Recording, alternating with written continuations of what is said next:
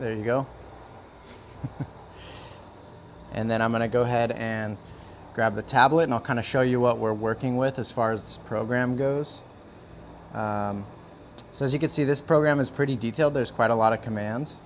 Many of these were copy pasting sections. So from the laser on to the very last laser off point, I was basically clicking and holding the laser on. Oh, gotta turn on editing. I can click and hold laser on and select all the way to laser off, and then I can copy and then drag and drop that. And then I was just editing the positional data in between, so like where the start and the end point is. So I'd move the robot, copy paste that sequence so I don't have to keep entering that data over and over. There's a couple ways to do that. We can make favorites. So during the programming, we could also kind of not end up pasting this. How am I going to do that? I'll put it right at the end and then delete it.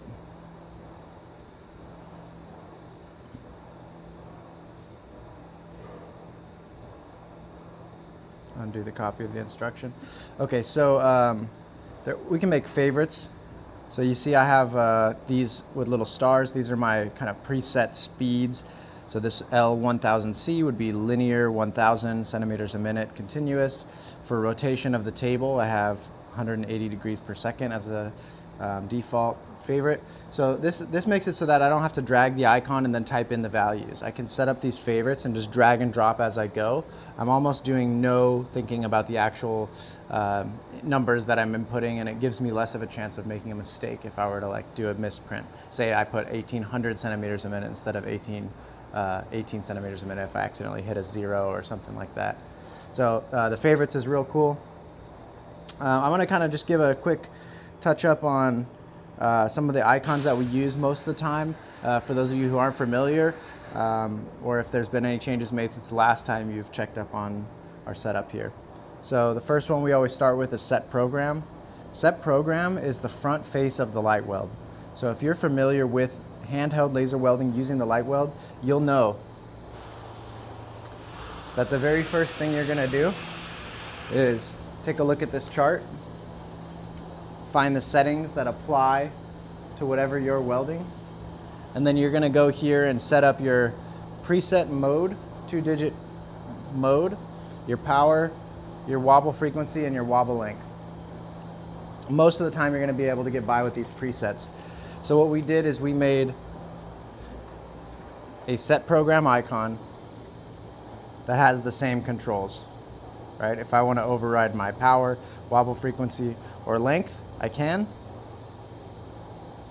but I start out with that 2-digit code. You can also access your user settings from here. So you can go X0 through, if I go there, you'll show that there's actually a whole bunch more. But that's going to be, you're going to set up those custom settings first and then go ahead and access those. So, and then the next icon, let's move on. We have our motion icons. That's all standard stuff, just moving the robot. And then the next one you'll see here that's special is laser on. So the laser on icon is where I can control some delays that have to do with the beginning of the weld. And also I can control my wire feed and some peripheral devices. We call it auxiliary device 1 and 2, as well as some other controls. So the first part of this, I can set extra gas pre-flow delay. So once the robot goes to the start position, I can have it delay there with the gas flowing for this amount of time additional. So for some critical materials like titanium, for example, you may want to sit there for a few seconds, just blanketing the material with that argon flow. The next one here is power ramp up. This is not the actual ramping of the laser. This is how long the robot dwells while the laser ramps up before moving on. So it can get some extra heat into the part. This is particularly helpful with aluminum or thicker materials where you want to get a little bit of heat saturation before traveling on your weld. Next is the wire feeder control. At the moment I only have one wire feeder set up here, but we can set up to 5 wire feeders independently calibrated, so each one can be accurate and as they don't all use the same output for the speed control. And once I've selected the wire feeder, I can either set my wire speed manually in centimeters a minute or inches per minute. But I could also use adaptive wire feed control, which uses a dynamic adjustment based on the robot's speed. And I have an overfeeding percentage added here. So let's say I'm traveling 100 centimeters a minute travel speed plus 40%. That means the wire is going to be feeding 140%, or 140 centimeters a minute. So we have quite a bit of control there. A few other options. Fusion lock allows us to not use the touch contact of the laser during the navigation of complex geometries when autogenously welding. Surefire ensures that the laser finishes throughout the weld, even if say the wire loses contact after a second, or if it kind of has a skip in contact. This is because this is optional, right? But some customers would rather have the weld finish and then rework it than have it stop halfway through in the case of a fault. So this is optional. You can set that up. Typically, we recommend we only turn that on once we know that the process typically works well without it. So it's more of a production mode deal. We can activate an auxiliary device, such as a light or a fan during the weld. And those are just kind of extra features that we added there. And we can also control the power compensation right here. So at the moment where we begin the weld, we can determine how much power compensation we want to use, if any. Laser off is pretty self-explanatory. There's some timers here, but typically you can leave those alone, as well as turning off those auxiliary devices. And yeah, that's about it. So really, the way we did this is try to make it as simple as possible. Move the robot, tell it what settings to use, tell it when to fire the laser, if you want to use wire feed or not, if you want to activate extra devices, and then at the end, turn it off. And yeah, so I'm going to go ahead and weld this guy up. So I've had this program sitting here, so I'm just going to go play it. Screen record? Yes, let me screen record. You can screen record right from here, so if you need to make some training for your employees, we'll do screen recorder. We're going to do no sound, start recording.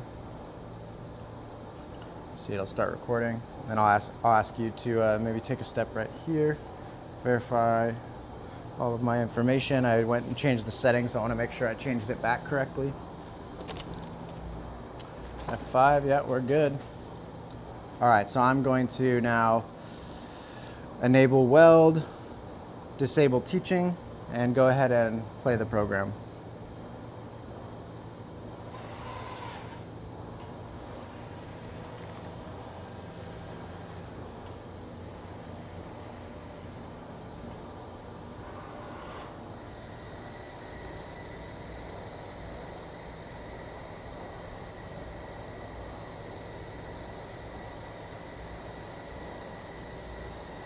So this is a wire weld using 5356 alloy filler wire.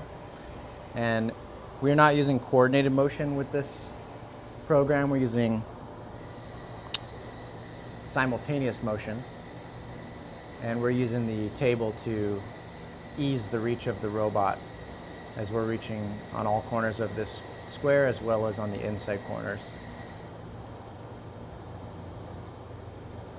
I also have this running at a pretty conservative speed, as this was just a temporary setup, and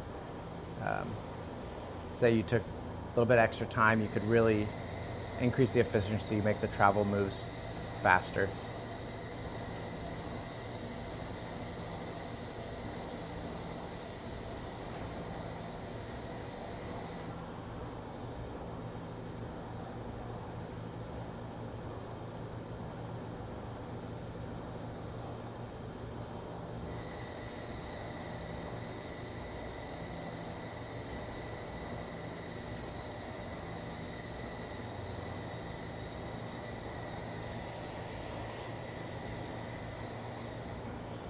All right, now we're transitioning to the inside corner section. You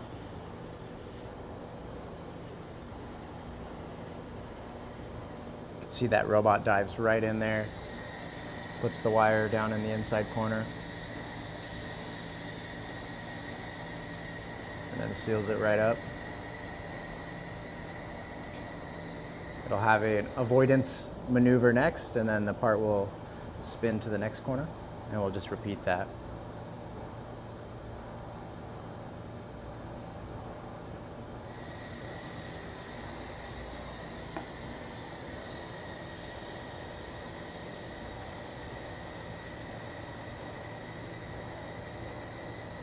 This would be a good opportunity to show off the Fanuc servo motor in the gearbox since the table's tilted. So you can see here that we're using the Fanuc CNC servo motors here, as well as an Abtesco gearbox and a Preston-Eason positioner. This is all just top of the line stuff. We only use the top of the line equipment with our system. We want these to be able to be used in real world manufacturing environments and last for a long time.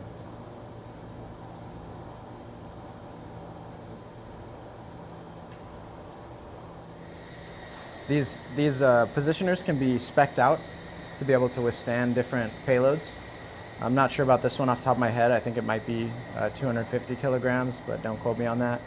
I know we've made some that are capable of heavier and lighter payloads. And we can also do single axis versions of this. A lot of times you don't need the tilt axis, but it adds flexibility for this type of thing. All right, and then once this finishes its rotation, I will get in there and show you